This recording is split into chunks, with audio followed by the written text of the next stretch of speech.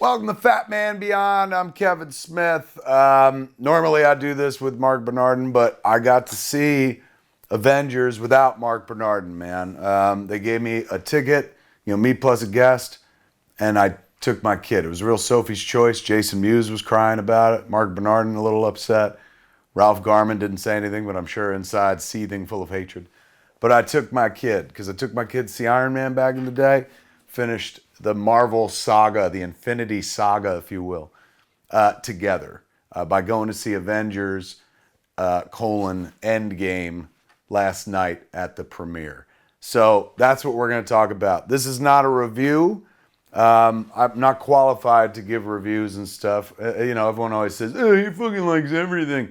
It's not true. You don't hear about the things I don't like. See how that works? You'll hear about the things I like all the live long day. And I like a lot of things, man. Some people are like, he's not fucking picky or choosy. Obviously not. Have you seen my fucking movies? When it comes to other people's movies, I'm even less picky and fucking choosy. That's when I resort to being a fan. Long before I was a filmmaker, I was a film fan. Love movies and stuff. So any movie that can make me feel like I felt long before I picked up a camera myself and became a filmmaker or tried, that's worth it to me. That's great filmmaking, man. Movies are supposed to, they're escapism, take you someplace. Journey to a wild place you never could before, with some trace elements of humanity and story that we could understand. But take me somewhere wonderful. That's what the movies are about. Those Marvel movies do that. That's why I fucking suck their dicks so hard. They're fucking good, man. They're great in most cases. And they're little time machines for somebody like me. I'm fucking 48, man. So the good times are behind me. And all that lies ahead is fucking death and the Red Skull floating around going, you want the stone, kill someone. So I look for something that makes me feel young at heart, that makes me feel happy, that gives me that same fucking feeling I had when I sat next to my father and watched Raiders of the Lost Ark, and he would be like, I love this movie because it reminds me of the movies that I used to see when I was a kid, the cliffhangers, man. That's a germ that's passed on generation to generation. My old man loved the movies. He passed that on to me. Passed it on to my kid as well. So as I sit there with my kid watching these movies, I'm like, I love these movies because they remind me of the movies I saw when I was a kid, the Star Wars movies and stuff. And she's like, they still make those Star Wars movies. I'm like, oh, you're right. But that's where I fell in love with those kinds of big movies. And I never thought one day I'll make a movie and shit. I was happy to be an audience member and stuff. Then indie film happened and suddenly I got to play. But we're not talking about that. We're talking about Avengers Endgame. Fuck, this is a movie. This is so much fucking movie. Ain't never been a movie like this before, man. I don't give a fuck what anybody says. In terms of a build-up to a final conclusion. I've said this about other movies before. This one is about the absolute closest you get to a live-action comic book. This movie felt like an annual, like a giant-sized annual, or a big multi-part crossover, standalone event, bookshelf format or Baxter format from back in the day, prestige format, man. It was just epic. They had a high bar to clear. Not only did they clear the bar by a couple thousand miles high, they stuck the landing in the most impressive superhero landing of all fucking time. We're going to get into it. I'm going to tell you about it. This ain't a review. I'm just going to tell you the story as I remember it. That's how I do my shit. I don't review. I'm not like, what the filmmakers were going for. Fuck that. I don't know what the filmmakers were going for other than they wanted me to be enthralled, fucking shocked, happy, sad. They wanted me to laugh. They wanted me to cry, and they fucking did it. They did all that in the span of 3 hours, over and over and over again, man. You know what? I've been a director 25 years. I'm just coming around to this thinking it might be a two-person job. The Russo brothers crushed it. Took two fucking guys to make a movie this fucking big. A movie so big, it had two directors. And man, they did a phenomenal fucking job. They cut their teeth in the world of television, Arrested Development and whatnot, and then gave us some of the greatest motion picture epics of all time. And that's not just hype, kids. That's not just me like, oh, he fucking blows everything Marvel. That'll stand up in a fucking court of law, man. You ain't seen anything like, and there ain't ever been anything like Avengers Endgame, man. It's crazy. Let's get into it. Before we do, spoilers. Big time fucking spoilers, man. I'm not doing this to ruin the movie for you, so if you ain't seen the movie yet, fuck off. You're not supposed to say that, to your audience, but I'm telling you, I am going to go deep what I recall of this movie. And it's going to be spoiler full. This ain't spoiler free. Nothing but me talking about the shit that I want to fucking like blow and shit. So get out while the getting's good and come back after you've seen it yourself and whatnot. I'll wait. Bullshit, I can't wait. You leave, put it on pause or whatever the fuck, because some people who have seen it already, we want to talk about it. So here we go. Before I go further, a little house cleaning. Me and Ralph Garman coming over to Ireland and England and Scotland to do Hollywood Babylon. Tickets at csmod.com. That's coming up, man. May 9th, we're going to be over there. May 9th, I think, to the 16th or something like that. So come hang out with me and Ralph. Going to be making jokes, having a great fucking time, man. Tickets at csmod.com. Okay, here we go. Avengers Endgame. I went to the premiere, full disclosure, as a guest of Chris Hemsworth. So naturally, take this review with a grain of salt. But you are going to get the same review whether Thor brought me or whether Hawkeye brought me, or whether nobody brought me and I just paid my 2 bits to see it in the theater. Avengers Endgame, what a weird place to open a movie, right? Half the world's been snapped, the heroes have fucking lost. Kind of like in an Empire Strikes Back-y kind of place. But they did not return this Jedi. Holy shit. They went far above and beyond that. Although, in the end credits, there is another star movie that's kind of not nodded to, but like here. In the end credits, when they do the core 6 members of the Avengers, they have their signatures as well. So, it's Chris Evans, it's Captain America, but then you see Chris Evans' signature. And I remember they did that in the last Star Trek movie that the old cast was going to be in. They all signed their names and their names went off into the stars. So, Kevin Feige, who is the fucking brilliant genius behind all this and deserves all the fucking credit for a 10-year vision, 22 fucking films of like, no, this could be cool. We could build up to fucking Thanos, man, and like this gigantic fuck-off movie where every one of our fucking characters, all the IP, came in together and whatnot. Just the same way you do in a comic when you're reading like, an annual or something like that, or when they do the big crossover event annually, hence annual. So our movie opens in a world where half of everyone's fucking dead. And it happens, I guess, based on Tony's lost in space with Nebula, and he mentions an amount of days. Again, it was a lot to take in. So much movie, and that's not a complaint. It's amazing. I can't wait to see it again so I can like break it down and ingest it. This was just pure enjoyment from end to end. So if I remember correctly, Tony and Nebula lost in space based, following the events of Infinity War. And he said how long he was out there and how shit's running out. We heard it in the trailer, right? Where he's just like, when I go to sleep, I'm going to be thinking of you. When he's recording a video for Pepper Potts into his helmet and shit.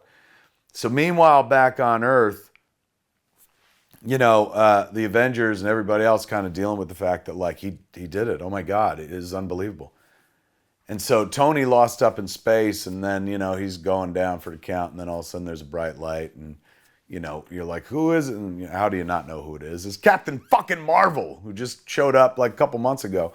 So Captain Marvel, spoilers, and again, all spoilers, rescues Tony Stark and Nebula, brings their ship single-handedly back to Earth. I guess that's after the events in Captain Marvel's postscript. They, showed her going, where's Fury? So I guess what had happened was she talked to them. They were like, first go get Tony Stark. So she goes off to space, rescues Tony Stark, brings him to Earth. Tony Stark, shitty and pissed, like fucking not having it, like mad at Captain America, like he called him a traitor or something like that. Was real fucking, had a mean on. It was pretty harsh. And, wants nothing to do with these fools. Meanwhile, Captain Marvel's just like, fuck it, let's go kill Thanos. And the Avengers are like, oh, it's that simple? And she's like, yeah, we'll find him, we'll fucking kill him, or we'll make him pay. And they're like, hey man, he's got the stones, let's just get the stones and do what he did, unsnap everybody and stuff. And then all of a sudden, somebody's like, here's a signature, he's signature. When he used the stones the first time, it was an unbelievable release of energy that happened. It's happened again on this world, the energy signature from this world. So they know where to fucking find him. And also Nebula knows where to find him. Because Nebula said, like, he always talked about when his work was done, he would go to the garden. So they're going to go to the fucking planet where we saw Thanos at the end of Infinity War and fucking confront him. What I forgot to say was the opening of the movie, Hawkeye training his daughter how to fire a bow and arrow, how to pull back and bang. And he goes pull the arrow, and she's a good shot. He goes pull the arrow out, and he's on a family picnic in his backyard. Family that we met in Avengers 2, Age of Ultron. And then, boom, they turn to dust, and he's left by himself and shit. So that's like kind of the cold opening of the movie before like the fucking Marvel card and shit. So heroes are like, fuck it, man. We know where he is. Let's go to space. And everybody jumps into Rocket's ship, Rocket the Raccoon, and off they go. Except Hawkeye, he's not with them. We'll find him later on. He went nuts, as one would. So he became Ronin, motherfucker. So they all go up to fucking space to confront Thanos on his planet. They do the jumps, just like they did in Guardians. They get to the planet. Thanos is all fucked up. He's all burned and shit like that. His arm is all scarred and withered and like from burnt. The arm that had the glove on it, the Infinity Gauntlet. And so they go for like all of a sudden he's sitting there and bam, fucking Captain Marvel comes shooting in and just fucking knocks him on his ass. Everything you want. In the first, I don't know, 10 minutes of the movie, 15 minutes of the movie, they go to fucking kill Thanos. And Thanos reveals that he used the stones to destroy the stones. So the stones don't exist anymore. So they can't unsnap. So fuck you. I did that so that nobody could undo what needed to be done. And, you know, I think it's Nebula's talking to him at one point, and he starts talking back to her. He's like, see, daughter, you know, you blah, blah, blah. And then out of fucking nowhere, schwap, fucking Thor cuts Thanos' head off. Right there. First 15, 20 minutes of the movie. And you're like, what the fuck are we going to do for the rest of the movie, man? They killed Thanos already. And it was so fucking satisfying. I screamed out loud a lot throughout this movie. People sat in front of me, kept turning around looking at me. It was mostly a cast and crew screening. All the Avengers were in attendance and shit. It was kind of surreal. But I spent most of my time literally on the edge of my seat and screaming when things happened. And no, and yes, and yeah, over and over again. That's what this movie will do to you. Bring tissues, man, because you're going to spill a lot of bodily fluids. Not just like tears, lots of tears, but also like, I can't believe they did that. I'll tell you what those moments are, man. Again, this is a spoilery review. So Thanos fucking killed by Thor right then and there, man. And the whole world is fucking hopeless because there's no Infinity Stones. And that's it. That's your opening of the movie. And then they cut to 5 years later. So we've lived for 5 years in the Marvel Universe with all the people, half the people being gone, world being weird and stuff, Cap running a survivor group, like kind of a PTSD group that we saw him in Captain America Civil War. And the Russo brothers, or at least one of them, is in that scene. It's pretty cool. So, Cap talking about the things you hear in the trailer about people moving on and they find it hard to move on. So you start seeing life after the snap. And the Avengers are still together as a team and still fighting missions. One thing you keep hearing about is like somebody slaughtering whole gang communities and whatnot. And, you start piecing it together. You're like, that's the Ronin, son. That's Hawkeye. All these movies, everyone's been going like, Hawkeye, what a jerk. Hawkeye, fucking. And they turn him into, the fucking Man of Steel in this movie. They redeem Hawkeye. Everybody gets a moment in this movie. Some get more moments than others. But everybody gets to play. This is incredible storytelling, incredible fan service, perhaps the best fan service ever fucking provided and stuff. And still all holds together as an entertainment that if you've never seen any of the other movies, you would still enjoy the shit out of this. It still works. There's lots of references to stuff that happened before, but not enough where you're like, what? Well, I mean, number one, I know all the movies. But even if you didn't know the movies, they kind of explain shit along the way. So, time has gone by and nothing has improved. And people are sad and they miss their loved ones. And in a storage facility, I guess in San Francisco, there's a big van that we recognize from Ant-Man and the Wasp, and a rat. This is a little convenient, but I'm sure Mark Bernard will have something to say about it. I was totally okay with it. A rat runs across the controls, that snaps on the controls, which turns on the quantum tunnel, and boom, Scott Lang comes out of the quantum realm, into the storage facility. He gets out and he starts looking at the world around him, and it's completely different. And he goes home, and this is like some really touching, fucking heartbreaking shit. There's a lot of moments in this movie that make you cry. He knocks on the door, and his daughter answers, and he's been gone for 5 years. So the little girl that we met in Ant-Man and Ant-Man and the Wasp is now like a 17-year-old teenager. And, you know, Paul Rudd never ages anyway. So he shows up at the door looking the exact same, even though it's 5 years in the future. Really poignant and fucking bittersweet, man. Like fucking, he's like, what happened? He has no idea. So he apparently gets filled in, and then he shows up. Remember in the trailer, they're like, hey man, it's me, Scott Lang, Ant-Man. We met in Europe. He shows up at Avengers Mansion when, you know, the Avengers have kind of fallen into this, yeah, we protect the world, what's left of it and shit, doldrums. And, you know, but there's been no avenging of the snap or anything like that. Like, that's it. They've just kind of, what's to do? The towel's been thrown in. So Scott Lang shows up at the Avengers facility upstate New York and starts telling Captain America and the Black Widow, like, I was in the quantum realm. And, you know, it's a place, he explains it, like, real shit goes small. And he's like, and then, you know, I got out and bam, it's just 5 years later. And he's like, but that's just it. He's like, to me, it was like a day or something like that. Time moves differently in the quantum realm. So he's like, maybe that's the key to all this. So right away, everything we'd heard about in the rumor mill is like, I think this one's going to be about time travel. They go all the fuck in on time travel, and it's a delight. They reference their cinematic forebears, a lot of Back to the Future jokes and stuff like that. But the idea is, what if we could use the quantum realm? What if we could go back in time somehow to the moments before the stone? Like, what if we stole the stones before Thanos ever could, so that he could have never collected them? So it becomes a time heist movie, and they literally say that in the movie a couple thousand times. Time heist, it's a time heist. So they break meanwhile, at the same time, Tony, the Avengers go see him, and with Scott Lang, and he's like, I'm out of this. Like, if you came to talk about avenging, because he's got a daughter, Morgan. Him and Pepper Potts have a kid. He lives in like this house up in the country and shit in the woods by a lake.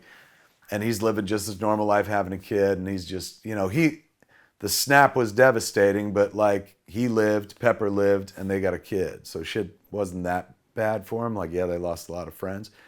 But then, of course, like after the Avengers come visit, he sees the picture of Peter Parker, and like it eats at him that he lost the kid, remember? Because he didn't want to bring a kid into this and stuff. So that's gnawing at the back of his head. Cap's like, come back, and he's like, no way. If you came for that, you know, if you want to stay for dinner, no business. We can just chit chat and shit. But like, I'm out of this. But meanwhile, Tony has been working on time travel. And in a really cute scene, he just comes upstairs to like talk to Pepper. He's like, well, I did it. She's like, did what? He's like, I figured out time travel, you know. And she's like, what? And so the idea is like, do we do something about it? And, you know, she's going like, look, everything worked out for us. And there's a chance that if you go back, you know, maybe that doesn't happen. And Tony says that as well. But like, that's what a hero does. So they set the table really well, because they're like, Tony Stark never has to go into that world again, and he'll be happy until the day he dies. He's got this adorable little daughter, Morgan, who he fucking loves. He's with Pepper. Like, you know, the snap is a distant memory and stuff. He's happy, he's content. That's not what a hero is allowed to be. So the Avengers come see him. You can see his wheels turning and whatnot, and that's when he tells Pepper. And then there's, you know, a moment of like, well, you got to do what you got to do kind of thing, speech. So he goes back to the Avengers facility. They all gather. Meanwhile, we've gone to see Hulk, and Hulk is like Hulk from the comics in the 90s when Peter David made him the Smart Hulk.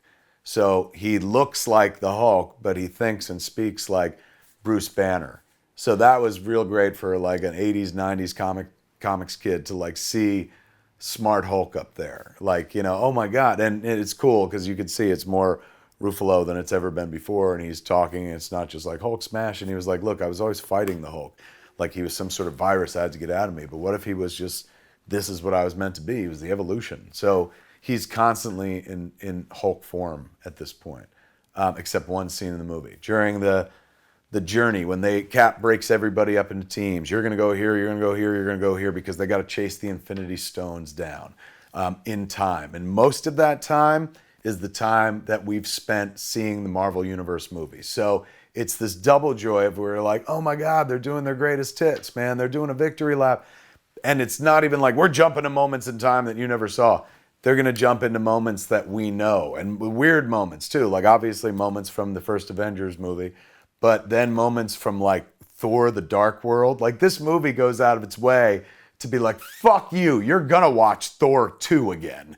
Like they're going to make you do it, man. So many plot elements about Endgame are tied directly into the one Thor movie that everyone's like, meh. So I don't know, it kind of redeems that movie in many ways. Not like it was a bad movie, but it makes you go like, oh shit, I better revisit Thor Dark World. And that's what I'm going to do tonight. So it's working. So they're starting to pull the team together. They got the Hulk. They got Tony comes back. They got Nebula on their side and Rocket. And they've got Cap. Oh, Thor. Fuck. Thor is probably the ballsiest decision they made in the movie. Because Thor got thick with 2 C's. So what happened is after the events, like they showed, at one point when Captain Marvel came to Earth and rescued Tony, there's a shot of Thor like sitting there real angry in the fucking trailer and shit. And she's like, she says, what's with him? And they're like, he's kind of PTSD, man. He fucking killed, like he should have went for the fucking head. He could have killed Thanos, but he didn't, and all this shit happened. So he's fucking super mad and shit. So then we saw Thor kill Thanos in the first like 15, 20 minutes. So then when we come back to Thor, he's living with Korg in New Asgard. So we see Valkyrie and all the rest of the surviving Asgardians have moved to this town called New Asgard, where Thor is kind of like Thor's the king. And so it's like this fishing village, like a fjord, if you will. And Thor spends most of his time drinking beer and playing Fortnite with Korg and Meek from Thor Ragnarok. So Taika Waititi's in the movie, and he was great. And I saw him on a red carpet, and I wanted to give him a hug, but he was doing an interview. I don't even know him, but I just wanted to hug him because I love Thor Ragnarok. So Thor gets like heavy, like he went to pot. He doesn't look like the God of Thunder anymore. He looks like me with my fucking shirt up, and heavier than me and shit. Like a strong man gone to seed. And they keep him that way the whole fucking movie. It's glorious. Like, this is it for the Avengers. And his last go around, he's literally heavyset and schlubby. The only thing like weirder they could have done is that they turned him into a fucking frog, like at one point they did in the comics or something like that, or Beta Ray Bill replaced him. It's crazy and like it works. It absolutely works, man. And because the whole movie services every Marvel movie, all the 22, and that services Thor Ragnarok. Like they've kind of went in a lighter direction, and so they kept leaning into that direction with Thor, who, like, in one of the ballsiest moves in Endgame, stays fat the whole fucking movie. It's crazy. Even, like, when it comes to the final stand and shit like that.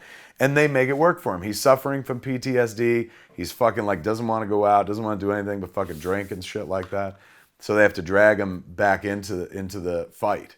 When they're like, we have a chance to fix this. We can go back, and if we get the stones, we can unsnap. We can bring them all fucking back and stuff.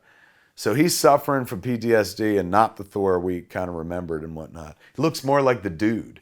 He's dressed like Lebowski the whole movie. He's got like fucking 2 layers, just sweatpants Thor. It's pretty genius. And Chris Hemsworth is, and I'm not just saying this because the guy invited me to the premiere, and he's in Jay and Silent Bob Reboot. What up? He's legit fucking hysterical in the movie doing this. And he brings real poignancy to it as well.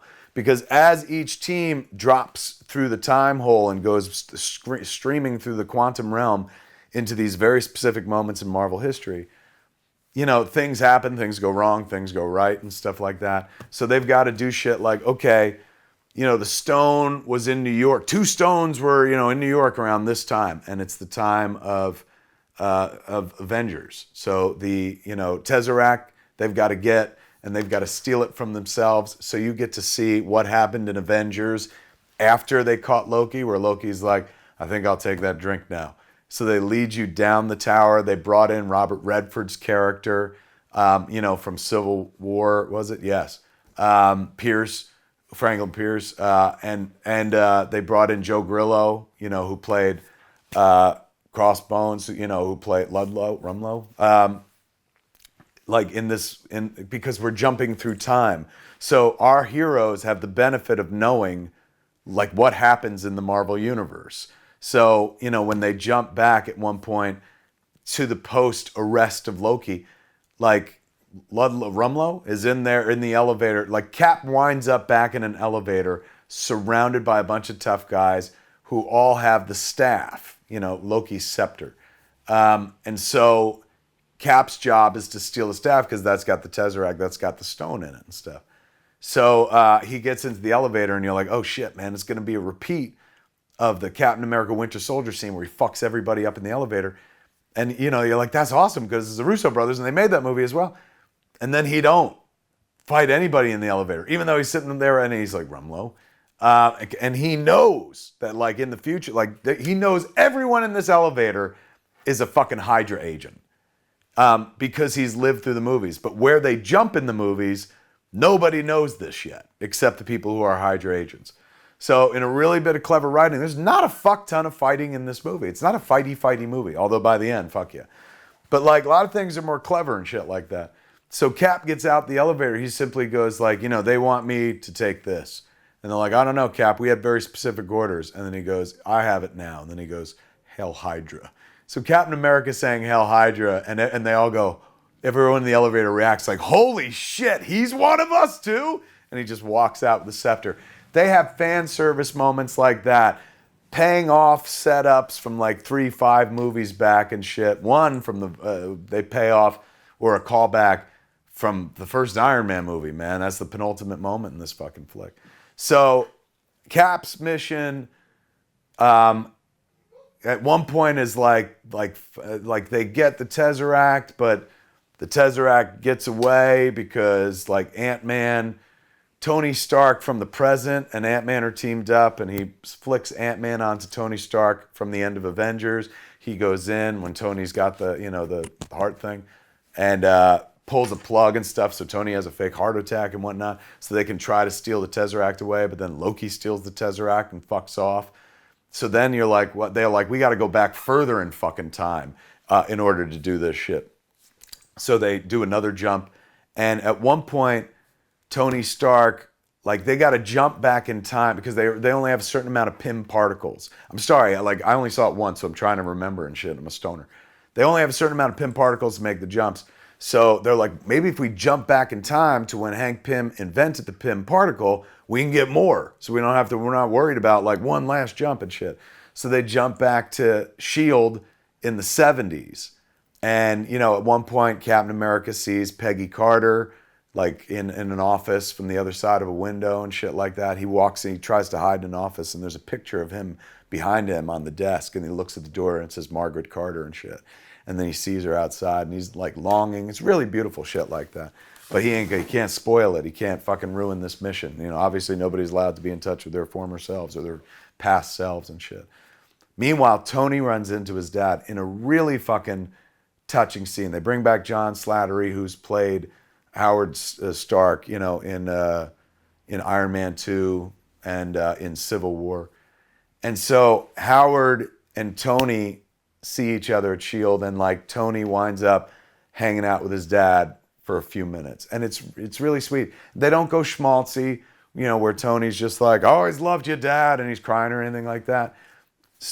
He's talking to his dad, and his dad is bringing home flowers to his wife because he just found out. I'm going to fucking cry. This movie's so amazing. He just found out that she's pregnant, and it's pregnant with Tony. So he's talking to his dad on the day that his dad's going to go home and celebrate with his wife that they're about to have this baby. So Tony Stark, the old Tony Stark, our Tony Stark, is able to talk to his dad and talk about being a father himself, which he is now. And he says like, I used to think that my old man was hard on me. And now I just realized he was just always looking out for me. He's like, now that I'm a dad, I just get it. And that's as close to like a big, like sprawling crescendo cue and tears in that moment. I love that they kept it real. It's so true to Tony Stark's character that he wouldn't be like, I love you, Dad, and shit.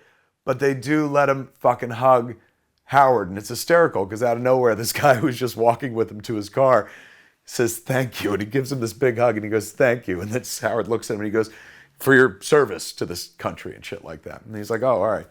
And then something really mind-bending happens, and the movie's full of shit like this. It's just fan service, wonderful fan service. Marcus and McFeely, the fucking screenwriters, I don't know if they deserve the credit. They deserve so much credit. But I don't know who came up with this moment, but it's really nice.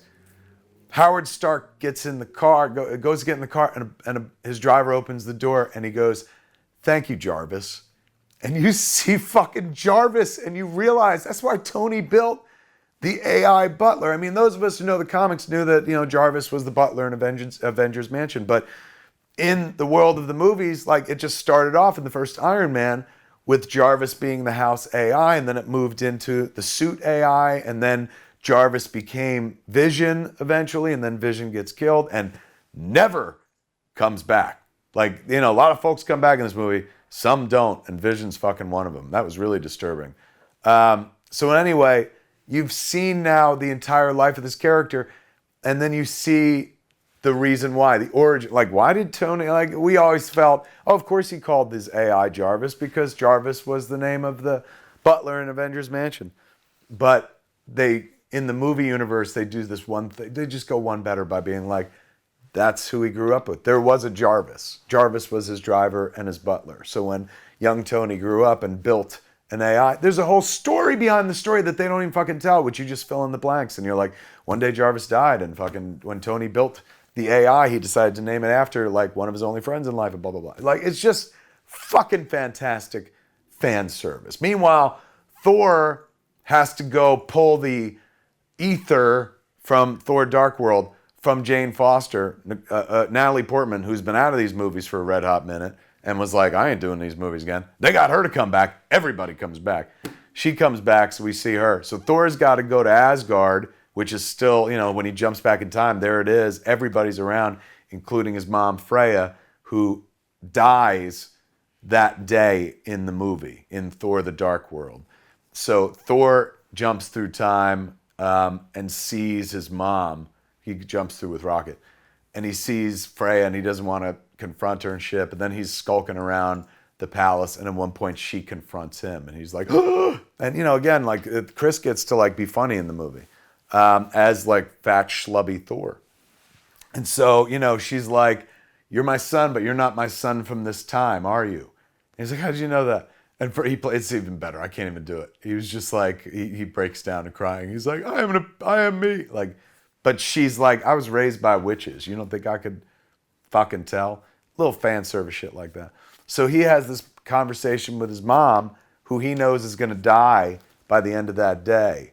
And, Thor's fucking depressed. He's like, I don't think I'm fucking worthy. Like, look at me. And like, I fucked up and I should have gone for the head. And like, he's just kind of broken. And so she gives him the pep talk and the kind of like, you are the best and blah, blah, blah. Really beautiful scene between mother and son. Two characters, they afford these like moments with their parents. Tony Stark with his dad and Thor with his mom. And, kind of charges them up as they head back into the adventure. So most of the adventure is predicated on, we got to get these stones before Thanos does in the time stream. But in the time stream, Nebula jumps back to with War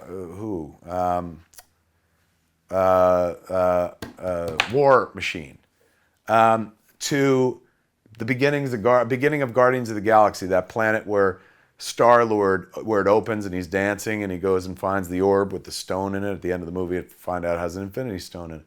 So they bring you to the beginning of Guardians of the Galaxy, and Chris Pratt redoes his dance sequence until he gets knocked the fuck out and shit. But Nebula's there, and meanwhile, by being in the same era as her other self, like, they're accessing the same memories. So at one point, Thanos has old Nebula strung up, and he's kind of pulling her apart after a fight she had with Gamora and some shit.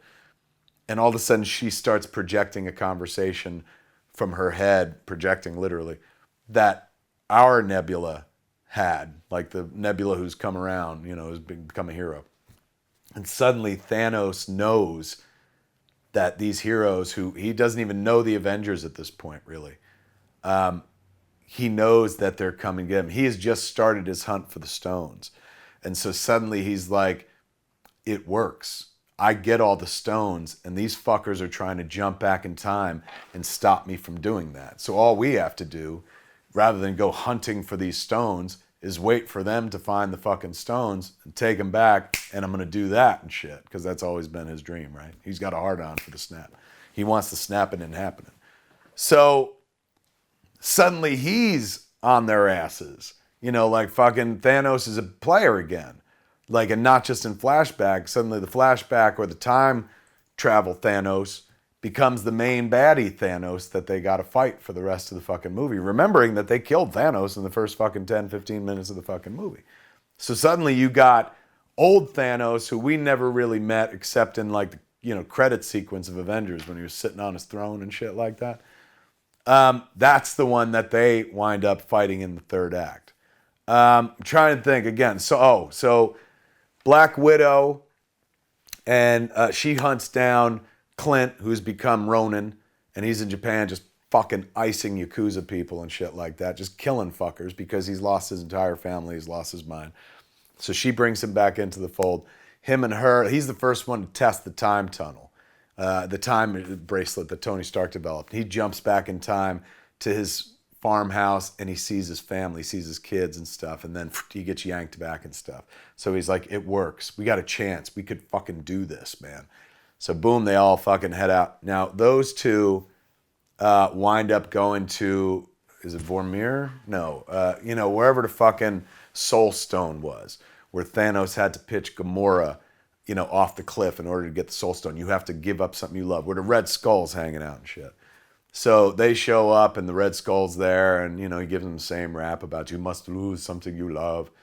So one of them, in order to walk with the Soul Stone before anybody could come get it, before Thanos could come get it, one of them has to fucking die. One of them has to give up the other. And both of them are trying to give up their lives for each other. They're long-time friends. Like at one point, it's a beautiful callback line when they're like in the fucking ship traveling through space and shit, and he turns to her and he's just like, this is a long way from Budapest. And it reminds you of the Avengers line where, she's like, this is exactly like Budapest. And he's like, you and I remember Budapest very differently. So beautiful fan service moments like that. So they want to go to bat for each other. Barton is, Hawkeye, he's just like, I ain't got nothing to live for and I killed a bunch of fucking people.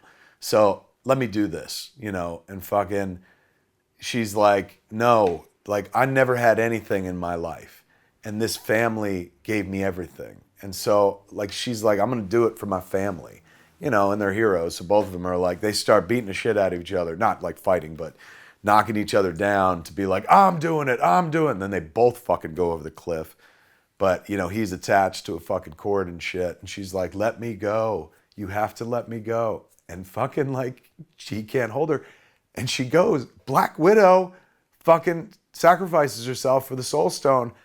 And that's it. That's it. Like, she don't fucking come back. It's not like it. And then the third act, there she is. Dead. Just like Gamora. Gamora stays dead. But Gamora's in this because they've went back in time. And so that Gamora, who's still like working for her dad, Thanos, sees this video, hears these things, knows that it happens, like the snap eventually happens. She's like, we can't let him do this. And she teams up with the new Nebula, because old Nebula knocks out new Nebula and takes her place and hides amongst the Avengers and like destroys the fucking time tunnel thing they created by bringing Thanos through it. So she brings Thanos from the past into Earth's present, the post-snap world. It's, time travel, so there's a lot to follow. So, meanwhile, real Nebula convinces old Gamora that, hey man, we got to stop this shit. Like in the future, we become fucking friends. We become sisters and shit like that. And so old Gamora helps new Nebula. You know, at one point she runs into Peter Quill, and Peter's just like, Gamora! And he touches her and shit, and then she fucking like decks him and takes him out. She kicks your fucking hands off me, bringing their relationship back to the very beginning. Like, so it's not like a reset, but like, oh, here we go again. So what the Russo brothers are doing masterfully, and I'm probably forgetting shit, is set the table to get everyone where they fucking need to be, man. And this time heist, as they all go off to get the stones, Hulk, Bruce Banner, goes to Doctor Strange, because they said at one point there's stones. And one more keystroke of a there you go. Hey everybody, Jay Muse here. You were watching the Smiddlekins, Kevin Smith. But now you're watching Jay Muse, and I hacked into his little business here because he didn't bring me to the Avengers, right?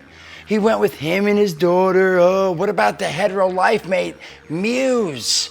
So this is what you get, Smith. If you only had a VPN, you'd be safe, my friend. I use ExpressVPN for multiple reasons.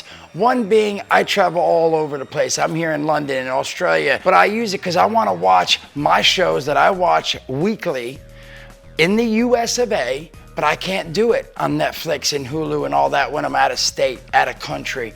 But I can with my VPN. That's right, ExpressVPN gets me where I need to be on my Netflix. Oh, what up, Sophia the First?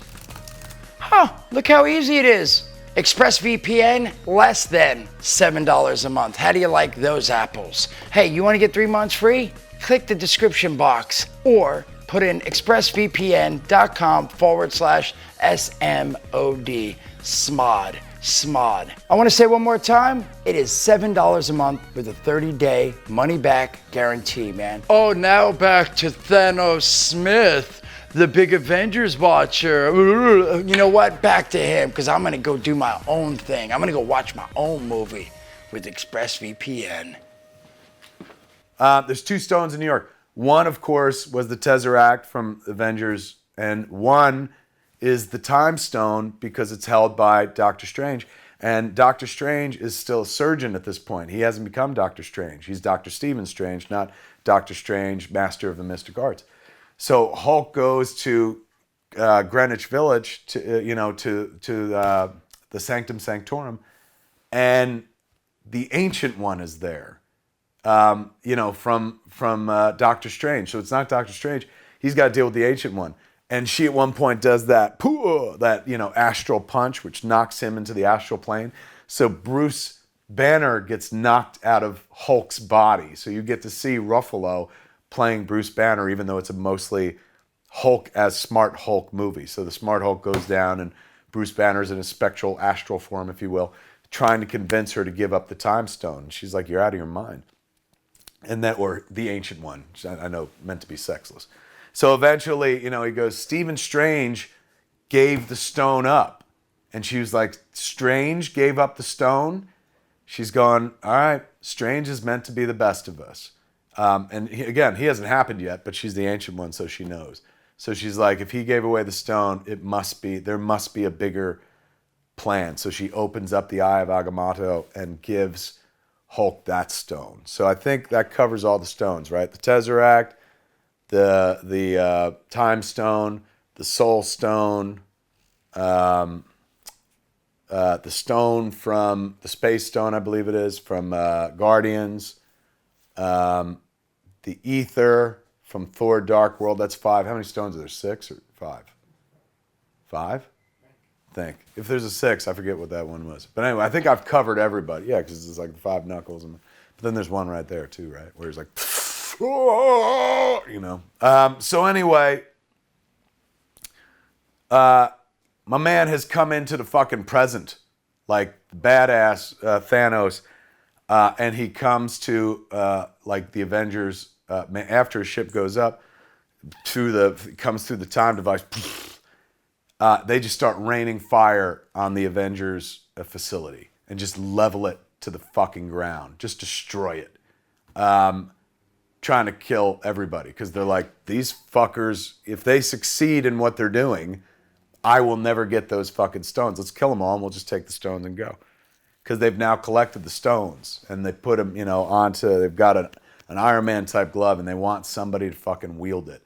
Somebody got to do it. So Hulk's got the glove on at one point and fucking does the snap with it. And they're like, what happened? Like, and they open up shutters and they see birds outside. And then, because they're all locked in the facility. This is before it gets blown up. And then there's a ringing phone and Hawkeye looks at it and it's his wife. Linda Cardellini played his wife. She's Velma from, she's been in a lot of things, but she was Velma in Scooby-Doo. She's calling him. So you're like, holy fuck, maybe they're back. But you don't get to celebrate because boom, Thanos starts raining fucking fire on the Avengers mansion and on the Avengers facility. He opens up time holes. Well, first, he has a big ass showdown. Fucking, everyone's gathered and whatnot, and Steve and Tony and Thor come together to face down Thanos. This old Thanos in the present, who now knows what they're fucking up to and shit like that. So this is Thanos in his prime. They're not even fighting weakened Thanos. That's whose head they cut off in the beginning of the movie. This is fucking Mad Titan Thanos in his goddamn prime, wielding a weapon that looks like a helicopter fucking blade and shit. So they have a kick-ass fucking fight scene with these three heroes taking on Thanos. And Thanos is in prime form. If you came for the whiz-bang and the punchy-punchy, they don't fucking skimp on it at all. It's fantastic. And the Avengers are getting their fucking ass beat. Ooh, I forgot. There's a wonderful moment on Asgard with Thor, where before he gets out of there, he, at one point he fucking throws out his fucking hand and his mom is there and she's like, sometimes it takes a minute. And then fucking Mjolnir shows up in his fucking hand because he's back in the past. So Mjolnir hasn't been destroyed yet by Hela. And when he gets the hammer, Hemsworth is such a good actor, even through all the heavy ass makeup. He's so elated. He's like, I'm worthy. After all this time, he's like, oh my God, I fucking still earned the hammer. So then he fucking calls down the lightning and they suit him up, but he's still Fat Thor. I kept waiting for him to be like, well, as soon as the lightning hits, they're going to thin this guy up. It's Thor's outfit is just fucking big, man. Very big.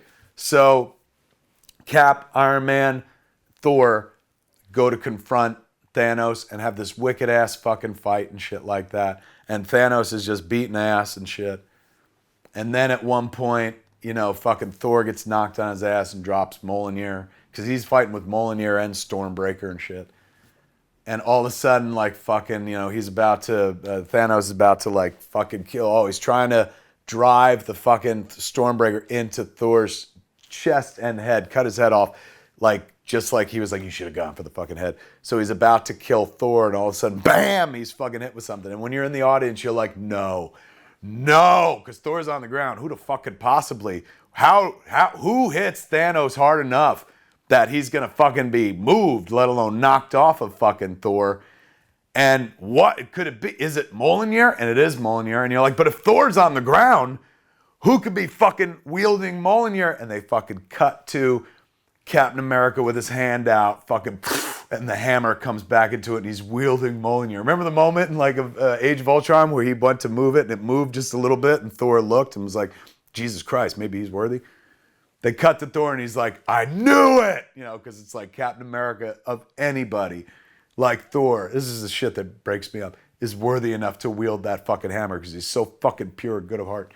So Cap fights the shit out of, he gets his fucking shield broken by Thanos. Thanos beats his ass into the fucking ground, but fucking that shot you see from the trailer where he pulls the fucking shield. At one point, Tony goes, hey man, I made you a new shield. So he gets his shield back. Everybody gets their shit back. Mjolnir comes back. Homeboy gets his shield back and stuff like that. Tony got the armor back on. But he never really left the armor behind. So they all fucking fight. Cap's using his fucking Mjolnir and shield combo to beat the fuck out of Thanos, banging it and shit bang.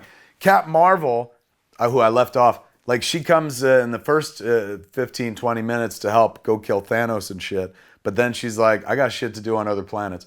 Then when they cut back to her later on, she's cut her hair. So she looks like the short-haired Carol Danvers, which Rocket makes a joke about and stuff. But then she returns for for the fucking, Thanos ship comes through the fucking sky and shit like that and rains fire on Avengers facility. And then Thanos fights like, our fucking three heroes and beats all their asses. And then he opens up fucking wormholes, dimensional holes where fucking like millions and millions of fucking minions and beasts and monsters and uglies come to Earth. And he's like, normally I don't fucking take any of this shit personally, but I'm going to enjoy burning this little stupid fucking planet to a cinder. Like, he's just, now I'm going to wreck shop. Fuck you people. Like, and he's got the army to do it. And it's literally Captain America only, because everyone else is down for the fucking count. It's Captain America versus Thanos and his entire fucking army. And Cap is going to be beat. And we've been told that this is it for Cap and he's going to die in this movie and shit. And so you're like, here it is. He's got the broken shield. Fucking pulls it tight on his hand. He's still ready to fucking go. And then all of a sudden you hear a voice, man. You hear, Cap, do you read me? And it's fucking Falcon. He goes, on your left, which is from, Civil War. Oh, God. I know you're not supposed to cry about this shit. Mean girls take your video and fucking say how unfuckable you are and stuff like that. But I don't give a fuck. Like, my wife tells me I'm unfuckable, so I don't need a stranger to tell me that, number one. Number two, I'll pay anybody to make me feel something in this life. And these fucking movies make me feel. And when fucking I heard Falcon go like, on your left, I just wanted to kiss the Russo brothers. That is fucking top-notch fan service right there. They know we've been listening fucking closely, man. So that's a moment right out of Captain America, Winter Soldier, right? Did I say Civil War? Winter Soldier, where he's like, where he meets Falcon, he's like, on your left, and he keeps running by him. Cap looks over his shoulder and fucking Falcon, a hole opens up, and Black Panther and Shuri and Okoye come through the fucking rift, representing Wakanda. And then fucking Falcon comes with them. And then through this hole, the other returning Marvel heroes, hey, it's the Guardians of the Galaxy.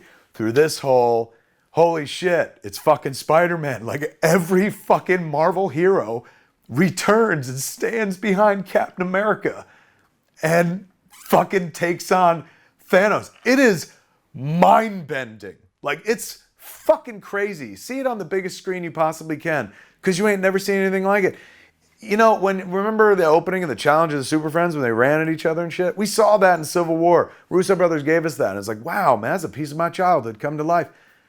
This is like a Gustave Doré woodcut. It's so fucking beautiful. And everybody fights everybody. Everybody gets a fucking moment in this movie. It's fucking absolute batshit crazy.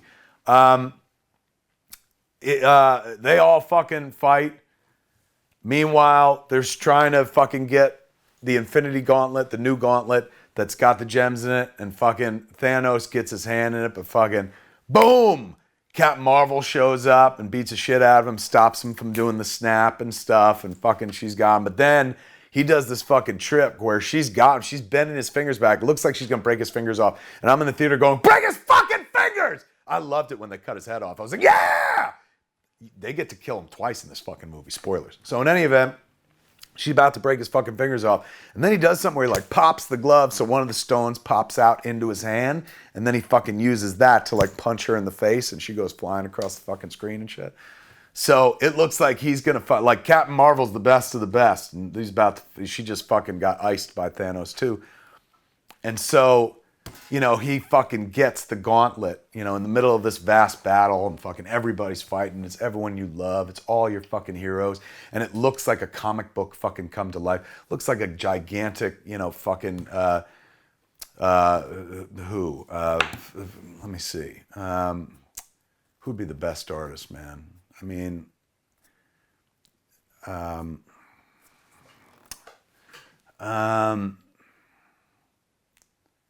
I don't know. I don't want to, I'm trying to figure, because I don't want to do it injustice. And somebody be like, what? Like, my first instinct was to be like,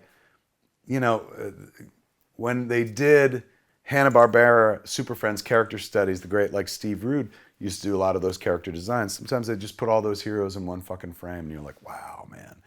It was kind of like that. Or it was like, reading fucking Secret Wars and seeing every fucking character in one splash page, double page spread, is mind bending. It is excellent cinematic entertainment. This is something you can't do on a Broadway show, or anything like that. This is only something you could possibly see in a movie, or in a movie that streams on your fucking device or whatever the fuck. It's just so crazy the top over and out there.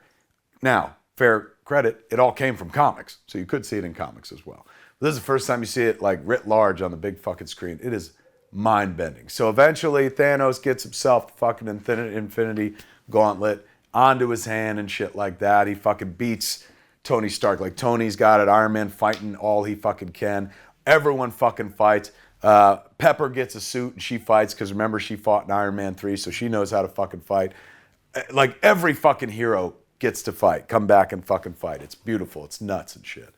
But Thanos and Iron Man go to it toe to toe, and then Thanos beats the shit out of Iron Man, takes the glove, and he's like, puts it on. He's like, don't you fucking people understand, paraphrasing, like, I am inevitable. And he fucking snaps his finger, and you just hear the snap, the empty snap. And then he turns the fucking glove around, the gauntlet around, and the stones are gone. And fucking you cut to Tony, and the stones are in the fucking Iron Man glove and just fixing into place. And so Thanos goes, I am inevitable. And then Tony goes, I am Iron Man. And he fucking snaps. And like, oh my God. Just destroys them all. Basically, he reversed the snap. Like, they reversed, the way I understand the movie is, I think Hulk reversed the snap. Because at one point later on, he's like, I tried, because there's a long denouement. He says, like, I tried so hard to bring Nat back with the snap. He tried to bring Black Widow back, but she didn't come back with everybody else. So Hulk's snap brings everybody back, and that happens like before Tony's snap. Tony's snap defeats Thanos and his army. All of a sudden, they just, because you're like, how the fuck do you get out of this? Like, they painted themselves into a corner. This is like fucking World War III. And of course they could paint themselves out of the corner simply by letting them snap. So you see all of the fucking minions dust off and start turning into dust, and everyone's like, going ape shit and whatnot. And fucking then you see Thanos, who is a great character, man. Josh Brolin deserves like all the credit in the world, and the brilliant artists who turned him into fucking Thanos. But that performance, which takes an actor and a team of digital experts and shit, is fantastic. You forget that's not a real fucking person. That's a big ass cartoon, man. And still, there's such humanity and pathos, even in his like defeat. Like, as much as I wanted to see him fucking lose, when he sits down and like he knows he's about to dust, they don't let him speak. They don't give him a speech or anything like that. He just looks fucking defeated. And it's the young Thanos. And again, we get to see him kill Thanos twice in this movie. That's how good this movie is. They knew you wanted to see Thanos die, so they're like, we're going to do it in the first act, we're going to do it again in the third act, and you're going to love it just as much both times. So boom, evil is vanquished and shit like that. Life doesn't like go back to absolute normal. It has 5 years have passed. So Ant-Man, Wasp comes back, Hope Van Dyne and stuff. We see Hank Pym, we see Janet Van Dyne. Everybody fucking comes back. They're hanging out with his kid at the end, and the kid is 17 now. Like, it's not like, hey, she's a fucking kid again, like she was in Ant-Man and the Wasp. So I don't know what that means, man. If that means like if you do another Ant-Man movie, is it set in the future where the kid's 17 in a post-snap world, or do you do a tale pre-snap? But who would want to watch that? It'll be a while before they can get into the pre-snap stuff, and they could always use that. But I don't know how they'll touch time travel again, because they've done it so well in this movie, man. They adhere to the rules that we know from other movies, but at the same time, they introduce new rules where they're like, no, if you change something in the past, the future does not go back to normal. It fucks everything up. So, like, we have to be delicate about this. So after Thanos is vanquished, then we got a denouement. We got to see where everybody goes. And, everybody turns to look at Tony, and Tony is fucking fried. The snap killed him. Just like the snap, fried fucking Thanos and shit, fried off half of his face. Tony is the same fucking way, and he's just like catatonic and not really at death's door. And so the kid, Spider-Man, is like, we did it, Mr. Stark. We did it. We beat him. And he's like, Tony's just not there. Pepper moves the kid, and she's like, we did it. Like, you did it, Tony. It's over. It's over. And he never says anything again. He just closes his eyes and fucking dies. Tony Stark dies in the movie. Sons of bitches, man. But he gave his fucking life. What a hero. He wanted to stay home and raise his kid. That's what he earned. That's what he deserved. And he got that for 5 fucking years after the snap. But in order to give everyone else their fucking lives back and their families back and stuff, he went for it. He fucking did it. He was Iron Man, but not iron enough to fucking live. So he dies right there. And then there's a funeral where every Marvel character attends. All the people we know and love from these fucking movies as Tony is laid to rest. And there's a really beautiful scene with Favreau, who, you know, Favs directed Iron Man, started this whole fucking ride. Him and Kevin Feige, you know, had this dream of like, imagine if we got to like the Avengers, and they got so much further. So there's a scene with Fabs and the little girl who plays Morgan, you know, and he's like, how you doing? At the post-funeral. It's real sweet. It's like something out of Terms of Endearment. And, you know, she's all like, I'm good. I want a cheeseburger. And he smiles, and instantly you're like, oh, like, I know what that is. Fucking Iron Man wanted a cheeseburger when he fucking got out of captivity. When he first got home, he's like, I wanted a cheeseburger. And so Favs goes, your dad, he liked cheeseburgers too. And it's so fucking like, we're that little kid in the movie. Like, that's it. We've lost Tony Stark, and it's so nice to hear something so comforting. And he goes, and it's so cute. He's like, I'm gonna get you all the cheeseburgers you want. Oh my God, I loved it so much. That's what you say to a fucking kid anyway, let alone say it to a kid who's lost her father, who's like the most incredible human being the world's ever known, the guy who saved everybody. So sweet. So those movies about supermen and superwomen and shit like that, but it's the men and women part of the equation. Super is what gets us in. You know, look at the whiz bang. But it's the men and women part of the equation that makes us fucking stay. You want to be these people, and not because they got superpowers, it's because they're human beings just like us who make the right choices, who make the hard choices and shit like that. Really beautiful, touching shit. So they're not even done. Bring a towel. Bring a beach fucking towel, because you will cry throughout this entire fucking movie, man. Cap. Thor decides to leave. He doesn't want to be king of New Asgard, and he turns that over to Valkyrie. And she's like, I'd like to make some changes around here. He's like, I bet you will. And he joins the Guardians of the Galaxy. And he says, he's like, look at us together again, as Guardians of the Galaxy. And they're like, what?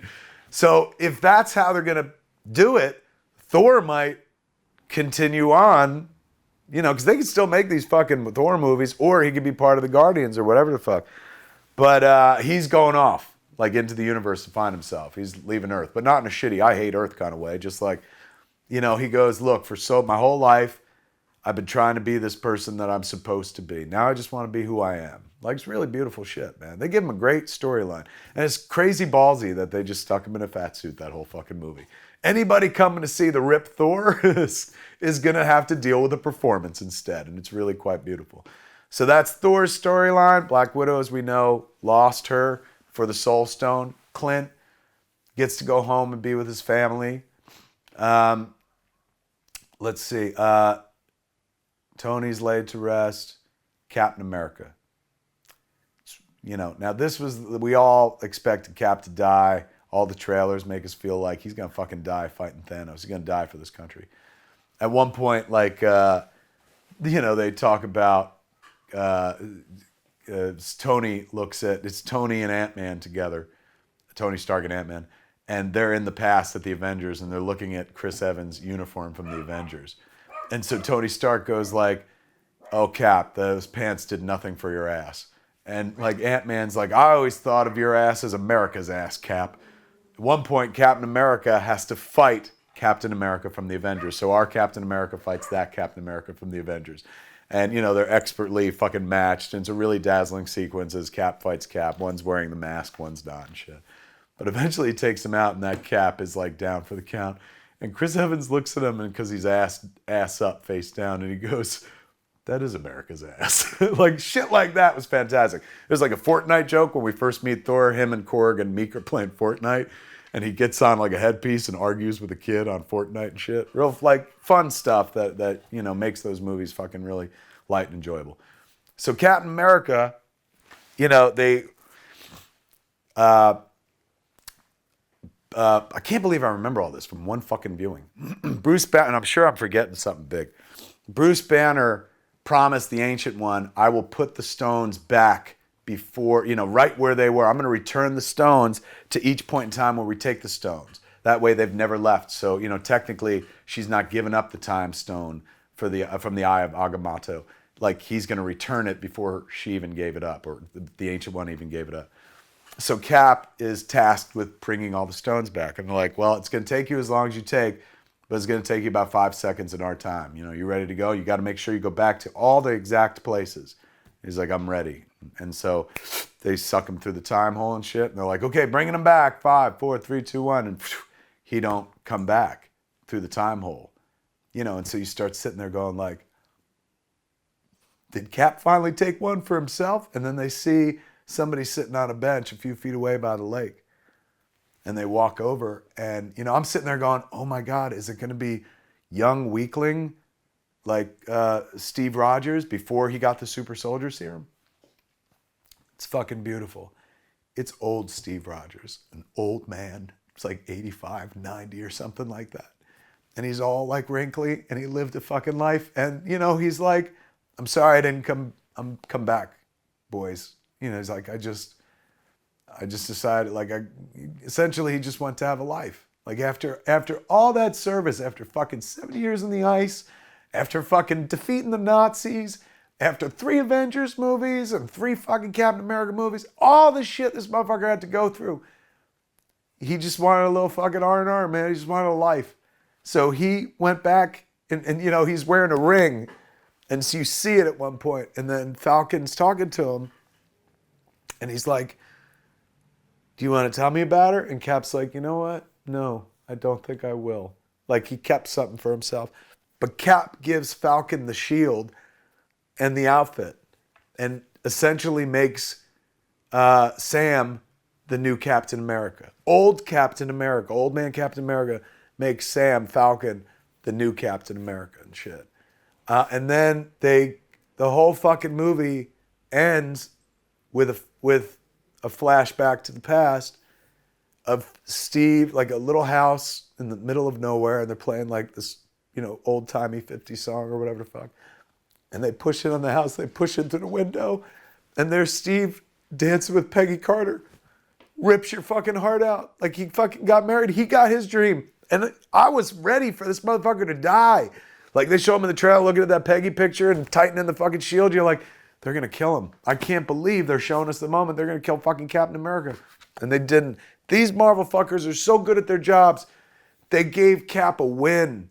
Like, he got to fucking have a life after all that shit. Obviously, I'm messy and unfuckable. Like, but that's how I feel about these movies. This movie is spellbindingly good. I don't think there's ever going to be another movie like this. You know what I'm saying? Like, they took 22 movies to build up to this fucking movie. Somebody else could probably try to beat that. Somebody else might be able to pull that off. And guess what? This ain't the last fucking Marvel movie. They got lots more. It probably ain't even the last Avengers movie. But it's the last time with all these characters that we came to love over the course of 10 years. People that were parts of our family.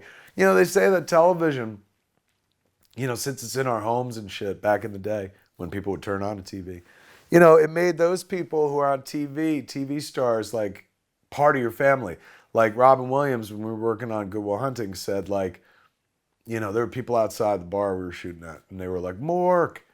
And I was like, man, they still yell Mork? He's like, that's what I get the most. And this was a decade or more, 2 decades maybe, after Mork and Mindy. But I was like, really? Man, not Good Morning Vietnam? He's like, TV puts you into people's homes. You're part of their fucking family. These Avengers, they're not a TV show, but they became part of the family. All these Marvel movies, man, we watch them in theaters, we watch them at home relentlessly.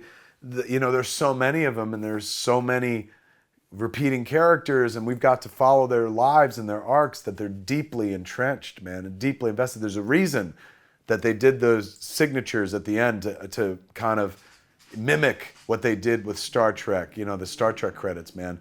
Like, it is epic. Something big just happened here. And believe me, the media won't let you forget it. It's in all the news. Like, this is fucking huge. But it is an absolutely astounding achievement, man. So fucking entertaining, beyond satisfying. As I was walking in, there's a lot of red carpet questions. Like, what do you think's going to happen? I was like, is that, like, fuck? And so many people asked me that. I was like, is that the question? Like, I never once thought what's going to happen. That's why I come to this shit. If I could imagine this shit, I wouldn't come here. I'd do it for myself and be like, I don't know, Jesus saves them all. And obviously I don't have a lot of imagination. That's why I don't let me make those fucking movies. But I don't go to those movies going, here's what I expect to happen. I like to get taken on a journey. And they fucking took me on a journey. 3 fucking hours. All of it flew by. All of it fucking short. Not a piece of it do I regret. I'm not sitting there going, they could have done this. They should have done this. It was all so artfully and beautifully done by people that love these characters as much, if not more, than you and me and shit. So hats off to the Russo brothers. Hats off to Marcus and McFeely, the writers. Hats off to Kevin Feige, Victoria Alonso, all the people who work at the Marvel Studios and whatnot. This is an incredible fucking achievement. This is not me trying to ally myself or anything like that, but the only movie that I've seen with this much fan service treatment is the movie I just finished making, Jay and Silent Bob Reboot, which I'm not going to say it's the Avengers of my movies, but I took so much care to be like, oh my God, like if you like this, I'm going to reference this. I'm going to reference this. It's not like deep cuts where you can't enjoy it, but fan service. Because if you're making like a number 2 or 3 or 4 or 5 of a movie, this ain't about art anymore. It's about fan service. You're giving people what they want. I like those characters and want more. Here you go. And hopefully it's artfully done and they can be standalone stories, but the moment you're sequelizing something, you're in the fan service business. So as I was making Jay and Silent Bob Reboot, I was so meticulous about my fan service and I felt proud. I'm like, nobody's ever done this before. Then I saw Avengers Endgame and I was like, I doff my cap to you, sirs. You, both of you, all of you involved, truly understand the meaning of the term fan service, as well as the meaning of the term art, as well as the meaning of the term fantastic storytelling, man. Some people tell me all the time, oh, you like this shit too much. You like all Marvel movies. You blow everything and shit.